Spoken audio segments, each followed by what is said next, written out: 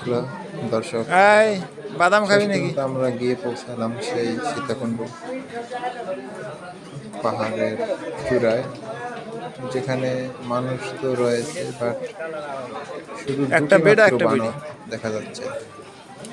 ওই বানর দুটি সেই মন্দিরের আশপাশ দিয়ে থাকে এবং বানর মন্দিরে মামা আসে যারা, তারা খাবার দেয়, সেই সেটাই তারা খায়। 2000 ফিট উপরে আবার মানুষ দুটো বানর দেখা বানরকে যাচ্ছে। একটু বিরক্ত করে, বানর দৌড় দিয়ে একবারে গাছে উঠে যায়। আর শুনলাম আয় আয় বানর নাকি দুষ্টামিও করে, যেমন মানুষের বড় বড় ব্যাগ টেনে নিয়ে যায় খাবার খুঁজতেছে। ফাঁক পেলেই, কারণ ওদের পেটে তো খিদা, ওদেরও তো খাওয়া দরকার, তাই না? তো আমরা শিবের বসতস্থানে আমরা চলে গিয়েছিলাম শিবকে দর্শন করতে। ওহ ভাই, আপনারাও সীতাকুণ্ড শিবকে দর্শন করবেন এবং এই বানর দুটো অবশ্যই দেখবেন মন্দিরে গেলে।